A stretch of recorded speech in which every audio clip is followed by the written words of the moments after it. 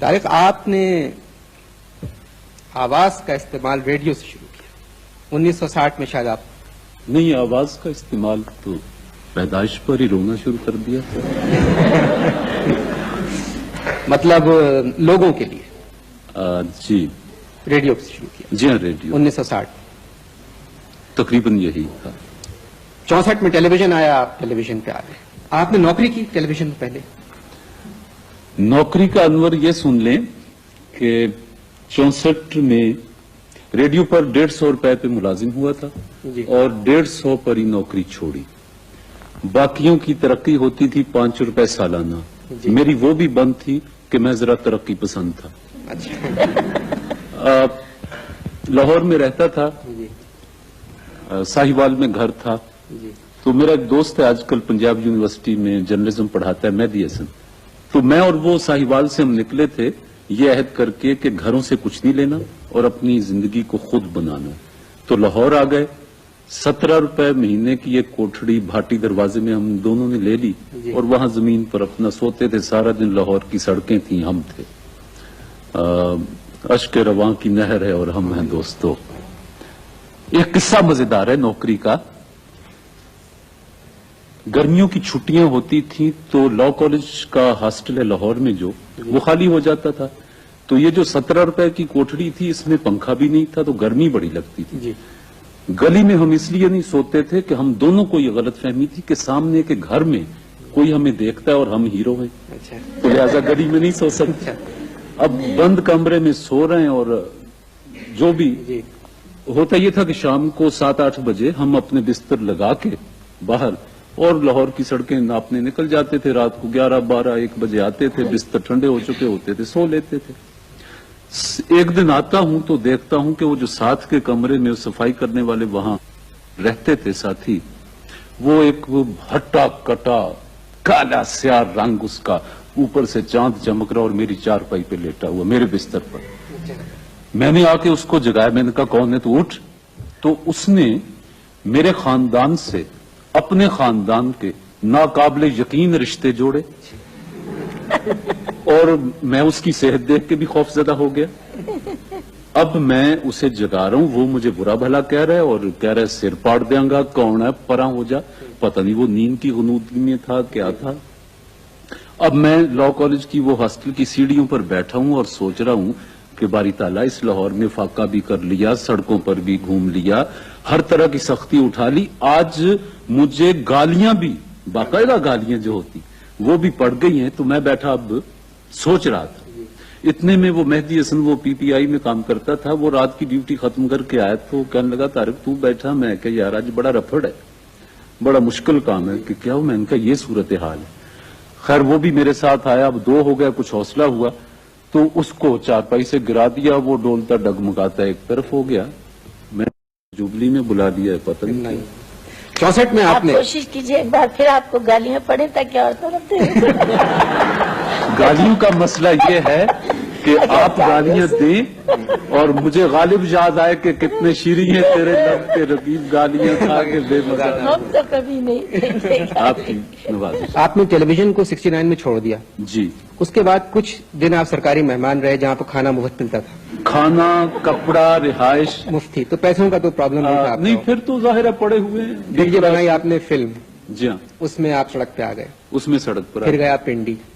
पिंडी अच्छा, से एक बात की वजाहत कर दूं जी कि ये सरकारी मेहमान में किसी अखलाकी जुर्म में नहीं हुआ था। अच्छा। हाँ, ये कुछ नजरियाती जी। तो फिर आप पिंडी गए। हाँ, वहां से कराची के जो जीएम हैं बुरहान साहब एक पार्टी में मिल गए। तो यूं गुफ्तगू हुई। तो अब ये मुझसे मोहब्बत तो सब करते थे कि हमारा पुराना साथी है, लेकिन दिमाग खराब है, कभी कहीं जा बैठता है, कभी सरकारी मेहमान बनता है। तो मैंने कहा जी कि एक कोशिश की थी कि फिल्म बना लूं, इधर कोई अपने पैर जमा लूं। सड़क पर आ गया हूं, मकरूज हो गया हूं। तो आप ऐसा करें, मुझे कराची का एक टिकट दें और वहां कोई कमेंट्री, कोई ड्रामा कर लीजिएगा, बहाना बन जाएगा। मैं कराची में जरा फजा बड़ी है तो रिस्क की तलाश में कराची जाना चाहता हूँ। अब फिर नीलाम घर यहाँ से शुरू। यहाँ ये प्लान कर रहे थे। ये वाकयात और हालात कभी कभी यूं सिंक करते।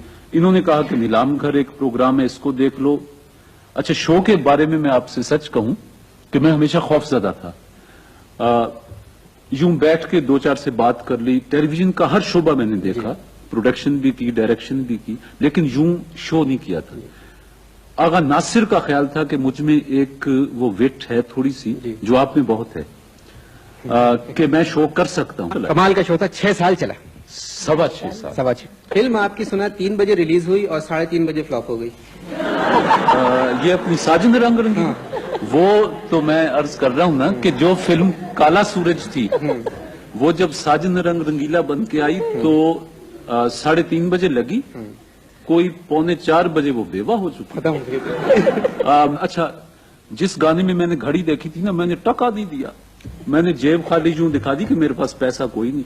हालांकि मैंने सुना है कि ये गाना गाने से पहले माल रखवा पैसा और पैसे नहीं लिए। खैर मुझसे नहीं, मैंने तो कहा जी है ही नहीं पैसा। नहीं इतनी बदलिहाज भी नहीं, मगर बस मैंने कहा मेरे पास पैसा प्रोफेशन है। तो इन्होंने कर्म किया हंसते गाते, और वो गाना बड़ा हिट हुआ था। अच्छा। कांटों पे चलती जैसे हुई आए आपकी तेरे। गुर्बत की मैंने इतनी दास्तान सुनी, आप अभी अगर पिक्चर बनाएंगे मैं टका नहीं लूंगी। मुझे बहुत दुख हुआ। अच्छा मैडम, आपको याद है आपकी फिल्म थी अनारकली, जी रशीद अत्रे साहब की? जी। हमारी टीम के नए कप्तान हैं। 200 रन इतनी आसानी से बनाते हैं जितनी आसानी से दूसरे किसी को बेवकूफ बना देते हैं। दुनिया के माने हुए बल्लेबाज, हम लोगों के लिए फख्र का निशान। तशरीफ लाते हैं पाकिस्तानी क्रिकेट टीम के नए कप्तान Zaheer Abbas. To this great cricketer and this fine product of Pakistan cricket, Zahir Abbas. Al-Qadir is sure.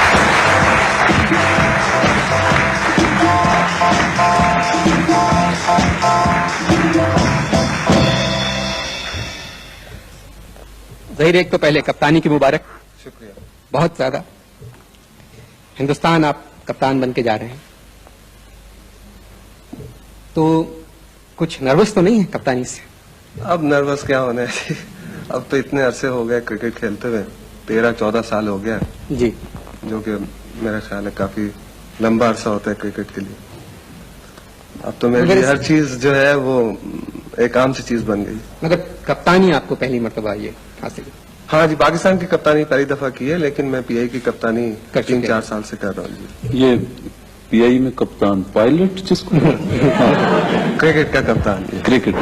अच्छा, जब ये प्रोग्राम ऑन एयर जाएगा उस दिन हिंदुस्तान में पहले टेस्ट का 3रा दिन होगा। 5 मेरे ख्याल है 14 को टेस्ट शुरू हो रहा है। 14 को शुरू हो रहा है। तो आपका क्या स्कोर होगा इस वक्त तक? सेंचुरी हो जाए तो ज्यादा बेहतर है। अच्छा, वो इंशाल्लाह जरूर होगी। 100 सेंचुरी आप बना चुके हैं। मैडम, आप मुझे बताएं, ये कुछ आप भी हिंदुस्तान गई थी, तो ये लोग भी हिंदुस्तान जा रहे हैं, तो कुछ कहेंगे? अल्लाह ने उस तरह ही कामयाबी दे जिस तरह मेरा दौरा कामयाब रहा आमीन। हिंदुस्तान में। ऐसे ही दौरा मगर रहे। मुझे यकीन करें, ये इनका पता नहीं चलता। मैंने चूंकि पहले जी। मैच में मैं जाती नहीं, क्रिकेट में इतना वो नहीं मुझे, जी। और ना ही मालूम है ज्यादा कि ये लोग गेंद के पीछे भागते क्यों हैं इतना। मैं कहा भी करती हूँ कि भाई इनको क्या मुसीबत है, क्यों सारा दिन ये लोग धूप में, कई दफा गर्मियों में भी होते हैं मैच, अब तो सारा दिन ये गेंद के पीछे भागते हैं, क्या कयामत आई हुई है। तो सब घर वाले मेरे हंसते। चले, जहीर का खुश होना तो लाजमी है कि सियालकोट के हैं, आप तो साहिवाल के हैं, आप भी उतने खुश हो रहे थे। ये गाना अजीब है कि सियालकोट का चाहे कोई बड़ा खिलाड़ी हो, चाहे कोई बड़ा शायर हो, सब समझते हैं उन्हीं के लिए गाया गया। अच्छी बात है। अच्छी बात है। क्योंकि साल- गाना शुरू होने पे मैंने देखा जहीर साहब अपने यहाँ तिल है उनके, हाँ, एक है उसको उनके, यूं कर छुपा रहे रहे हैं। अच्छा जहीर, आपने सबसे पहले 200 रन बनाए अंग्रेजों के खिलाफ। सुन नाचूंगी गुन गाऊंगी सैया मोरे आएंगे। अरे क्या है अरे नहीं, चुन अरे बात तो सुनो। अरे गुन गाओ। अरे भाई क्या हुआ? अरे छुनाने तो दो यार, गाना भी नहीं गाने देते हो। आज मैं बहुत खुश हूँ, बस खुशी की इंतहा नहीं। आखिर वजह तो मालूम हो। खुश हूँ मैं, बता नहीं सकता हूँ मैं। बताओ ना। जब मैं बता ही नहीं सकता हूँ तो काय को बताऊंगा? बस आखिर बात। अरे मेरी याद पता है, बहुत अरसे से मेरी ख्वाहिश थी कि मैं मलका करम नूरजहां को खुश हूँ, मैं खुश हूँ, छोड़ दे भाई आखिर भाई, मलका करम नूरजहां को मैं अपनी आंखों से देखूं। अच्छा। आज देख लिया, ख्वाहिश पूरी खत्म। हाँ। और ईमान से अल्लाह ताला ने क्या आवाज दी है, माशाअल्लाह, सुभान अल्लाह ने क्या शकल है। शकल क्या? शकल शकल शकल मुंह यार। अच्छा अच्छा, शक्ल। एक तो तू समझता नहीं है मेरी बात, मैं क्या बोलता हूँ यार। हाँ शक्ल जी जी। हालांकि इतना पुराना गाना है ईमान से, मगर आज भी सुनने का शौक है ईमान से। कौन सा? वही वाला, क्या आवाज दे कहाँ है। मैं फौरन छत पे चढ़ जाता हूँ, उन्हें पुकारता हूँ, मैं यहाँ हूँ, मैं यहाँ। गाने का तो मैं बहुत, सुनने का तो शौकी हूँ। अच्छा, वैसे रज़ाक भाई, हाँ। हमारी क्रिकेट टीम हाँ। जहीर अब्बास की क़यादत में इंडिया जा रही है।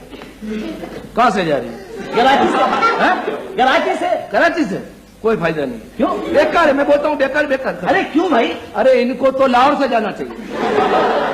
लाहौर से क्यों जाना चाहिए? क्योंकि जो भी जहीर लाहौर से गया है इंडिया, वो कामयाब रहा है।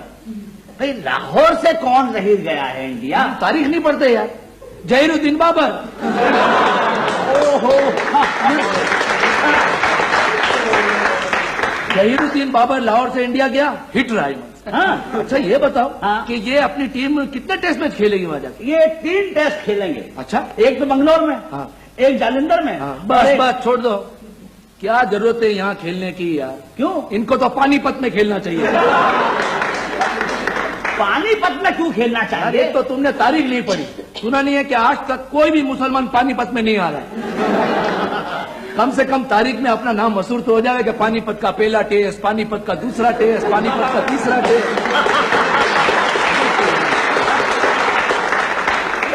जीत कंफर्म हो जाएगी। हाँ जी जी। हाँ, और बात मैंने सुना है कि ये जहीर अब्बास जो है बहुत बड़ा अच्छा बैट्समैन है। बहुत टॉप का बैट्समैन। टॉप क्या मतलब? भाई मैंने तो आपसे ही सुना है हमेशा के टॉप का खिलाड़ी है, टॉप का बैट्समैन। मुझे तो क्या पता? मैं बोलूंगा टॉप, तू काय को बोलता है?